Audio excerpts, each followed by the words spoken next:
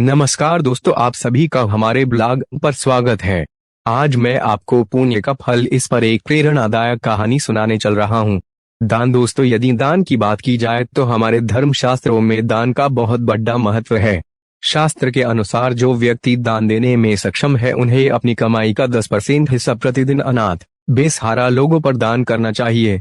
दोस्तों, प्रायः देखा जाता है कि बहुत से लोग ऐसे हैं जो कि कामचोरी करते हैं, वो भीख मांगना ज्यादा पसंद होता है। ये लोग दान का जो भी पैसा पाते हैं उन पैसों की ये लोग शराब खरीद कर पीते हैं। ऐसे लोगों को बिल्कुल भी दान न दे। दान सिर्फ उन्हीं को दे जो अपंग, अपाहिज, लूला, लंगड़ा, अंधा ऐसे व्यक्तियों को ही आप लोग दान दे ताकि आपको उसका उचित पुण्य मिल सके। दोस्तों, बहुत समय पहले की बात है, किसी नगर में ध्यानचंद्र नाम का एक सेठ रहता था। वह बहुत दयालु था, हमेशा उसने दूसरों की मदद की। लेकिन वक्त ने ऐसी करवट ली कि आज यह सेठ खुद गरीब हो गया। एक दिन उस नगर के राजा विक्रमादित्य ने यह घोषणा पूरे नगर में करवा दी कि जो भी व्यक्ति दान पुण्य करते हैं वो अपना पुण्य हमें बताए और बदले में हमसे इनाम ले जाए। ध्यानचंद्र की पत्नी ने यह घोषणा सुनी तो उसने सोचा कि हम भी इसका फायदा ले लेते हैं, वैसे भी हम लोग दान पुण्य तो करते ही रहते हैं। ध्यानचंद्र ने जब राजा की घोषणा सुनी तो उसने निश्चय किया कि वे भी राजा के पास जाएगा और अपने दान पुण्य के बारे में बताएगा। अगले दिन ध्यानचंद्र की पत्नी ने ध्यानचंद्र को जाने से पहले एक टिफिन में खाना भी दे दिया जिसमें 4 रोटी थी। उसने कहा कि रास्ते में भूख लगेगी तो खा लेना। ध्यानचंद्र राज दरबार की तरफ चल दिया। चलते चलते उसे थकान लग गई तथा भूख भी लग गई तो वही पेड़ के नीचे ध्यानचंद्र बैठ गया। तभी वहां पर एक कुतिया और उसके छोटे छोटे 3-4 बच्चे दौड़कर ध्यानचंद्र के पास आते हैं। कुतिया ध्यानचंद्र को देखकर अपनी पूंछ हिलाने लगती है। ऐसा लग रहा था कि बेचारी बहुत भूखी हो और खाना मांग रही हो। ध्यानचंद्र को उस कुतिया पर दया आ गई। उसने 2 रोटी निकाला और उस कुतिया को दे दिया। वह काफी भूखी थी इसलिए उसने जल्दी से उन रोटियों को खा लिया। फिर भी उसकी भूख नहीं मिटी और वह फिर से ध्यानचंद्र को देखते हुए अपनी पूंछ हिलाने लगती है। ध्यानचंद्र सोचता है कि लगता है अभी इसका पेट नहीं भरा, इसके 4-5 बच्चे भी होंगे जो इसका दूध पीते होंगे। यह सोचकर ध्यानचंद्र ने बाकी बच्चे 2 रोटी भी उस कुतिया को दे दिया। कुतिया रोटी खाकर वहां से चली गई।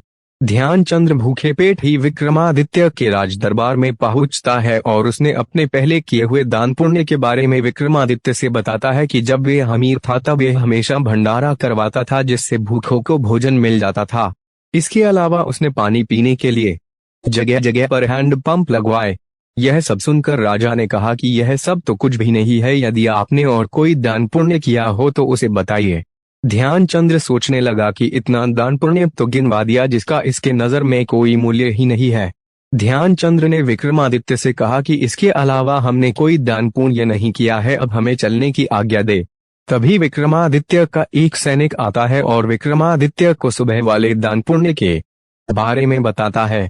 विक्रमादित्य ने ध्यानचंद्र से कहा कि रुको, आज सुबह जब आप हमारे राज दरबार में आ रहे थे तभी आपने रास्ते में एक कुतिया को 4 रोटी खिलाई थी। ध्यानचंद्र ने कहा कि हाँ, खिलाई तो थी।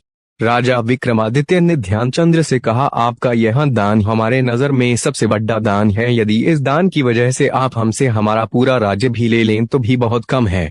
ध्यानचंद्र ने विक्रमादित्य से कहा कि हे राजन, अब मैं समझ गया कि कभी भी दान पुण्य करके उसका ठिठोरा नहीं पीटना चाहिए, नहीं तो उसका कोई लाभ नहीं मिलता है। दान पुण्य करके उसे भूल जाना चाहिए।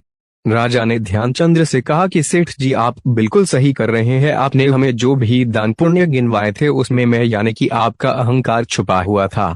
ऐसा करने से दान का कोई मतलब नहीं रह जाता है। जो आज आपने दान किया था उस दान को करने के बाद आप उसे भूल गए थे, इसीलिए हमारे नजर यह आपका सबसे बड़ा दान है। इतना कहने के बाद राजा विक्रमादित्य ने ध्यानचंद्र को बहुत सा धन दौलत, हीरे जवाहरात दान देकर उन्हें विदा किया। अब ध्यानचंद्र की गरीबी दूर हो गई। ध्यानचंद्र ने एक बड़ा सा बंगला बनवाया जिसमें दोनों पति पत्नी सुखपूर्वक रहने लगे। ध्यानचंद्र पहले की तरह दान पुण्य फिर से करने लगा। शिक्षा दोस्तों, प्रत्येक मनुष्य को अपनी क्षमता के अनुसार दान पुण्य करना चाहिए तथा आप जो भी दान पुण्य करे उसको दान करने के बाद आप भूल जाइए, उस दान का ठिठोरा मत पीटिए कि आज हमने इतने रुपए का दान कर दिया। यदि आप ऐसा करेंगे तो उस दान का पुण्य फल आपको नहीं मिलेगा। मैं आशा करता हूं कि हमारे द्वारा दी गई जानकारी आप सभी को बेहद पसंद आई होगी। हमारे इस पोस्ट को अपने फेसबुक व्हाट्सएप, इंस्टाग्राम पर जरूर शेयर करें। आप हमारे ब्लॉग को जरूर सब्सक्राइब करें ताकि हमारे लेटेस्ट पोस्ट की नोटिफिकेशन आपको तत्काल मिल सके। धन्यवाद।